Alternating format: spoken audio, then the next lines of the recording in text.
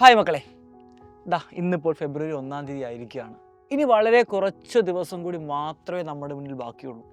Model exam പടിവാതിക്കൽ നിൽക്കുകയാണ്. ഏകദേശം 12ഓളം ദിവസം മാത്രമേ മോഡൽ എക്സാമിനേഷൻ നമ്മുടെ മുന്നിലുള്ളൂ. ഈ ഒരു 12 ദിവസം എന്ന് പറയുന്നത് നമ്മുടെ ജീവിതത്തിലെ ഒരു ടേണിംഗ് പോയിൻ്റ് ആക്കേണ്ട ഒരു സമയം കൂടിയാണ്.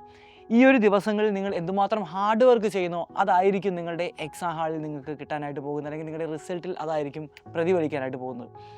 എല്ലാവരും മോഡൽ എക്സാം എന്ന് പറയുമ്പോഴത്തേക്കും മോഡൽ എക്സാമിന് വലിയ ഇമ്പോർട്ടൻസ് കൊടുക്കാതെയാണ് പല കുട്ടികളും അതിനെ ആ ഒരു ലാഘവത്തോടെ എടുക്കുന്നത്. ഒരിക്കലും നിങ്ങൾ അങ്ങനെ ചെയ്യാൻ പാടില്ല. നമ്മുടെ പബ്ലിക് എക്സാം എന്ത് ഇമ്പോർട്ടൻസ് ആണോ നിങ്ങൾ കൊടുക്കുന്നത്, അതേ ഇമ്പോർട്ടൻസോട് തന്നെ നിങ്ങൾ എന്ത് ചെയ്യണം, മോഡൽ എക്സാമിനെയും അപ്രോച്ച് ചെയ്യേണ്ടതാണ്. അത് മറ്റൊന്നുമല്ല, നമ്മുടെ എക്സാമിനേഷൻ്റെ പാറ്റേൺ ഒക്കെ മാറിക്കൊണ്ടിരിക്കുകയാണ്. നമ്മുടെ ക്വസ്റ്റ്യനൊക്കെ ടഫായിക്കൊണ്ടിരിക്കുകയാണ്. അപ്പോൾ ഇങ്ങനെ മാറി വരുന്ന ക്വസ്റ്റ്യൻസിനെയൊക്കെ നമുക്കൊന്ന് ടാക്കിൾ ചെയ്യണമെന്നുണ്ടെങ്കിൽ നമുക്ക് പബ്ലിക് എക്സാമിന് മുന്നോടിയായിട്ട് അതേ മാതൃകയിൽ നടത്തുന്ന ഒരു എക്സാമിനേഷൻ്റെ അനിവാര്യമുണ്ട്. അതുകൊണ്ടാണ് മോഡൽ എക്സാമിനേഷൻ എല്ലാവരും പബ്ലിക് എക്സാമിൻ്റെ അതേ ഇമ്പോർട്ടൻസ് കൊടുത്ത് തന്നെ എഴുതണമെന്ന് പറയുന്നത്. ഇനി നമ്മളിപ്പോൾ മോഡൽ എക്സാമിനേഷന് ചില കുട്ടികൾ മുഴുവൻ ചാപ്റ്റർ ഒന്നും പഠിക്കാൻ പറ്റത്തില്ല സാർ, അപ്പോൾ ഞങ്ങൾ എന്ത് ചെയ്യുമെന്ന് ഭയങ്കര കൺഫ്യൂഷൻ അടിച്ചിരിക്കുകയാണ്. മുഴുവൻ ചാപ്റ്ററൊക്കെ പഠിക്കാനുള്ള പ്ലാനൊക്കെ ആയിട്ട് ഞങ്ങൾ വരുന്നുണ്ട്, അത് ഞാൻ പിന്നീട് പറഞ്ഞുതരാം.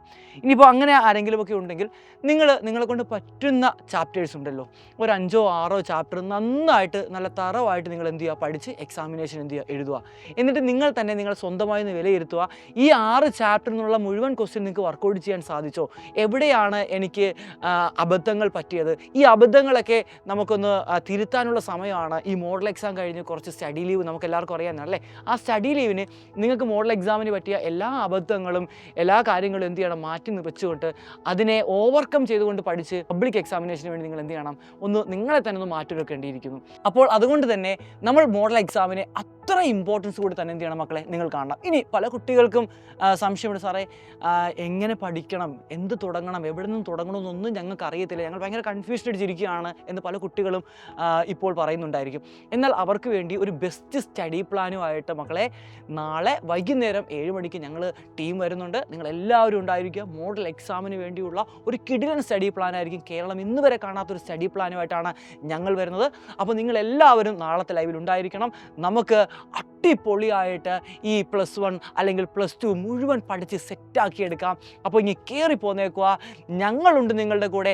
നിങ്ങൾ ഞങ്ങളുടെ കൂടെ കട്ടക്ക് നിന്ന് കഴിഞ്ഞാൽ ഈ +1 +2 നമുക്ക് സിമ്പിളായിട്ട് മെരുക്കിയെടുക്കാൻ സാധിക്കുന്നതാണ്. നിങ്ങൾ പ്രതീക്ഷിക്കുന്നതിനേക്കാൾ കൂടുതൽ മാർക്ക് നിങ്ങൾക്ക് കിട്ടുന്നതായിരിക്കും. അപ്പോൾ ഇനി കയറി പോന്നേക്ക് നാളെ രാത്രി 7 മണിക്ക്.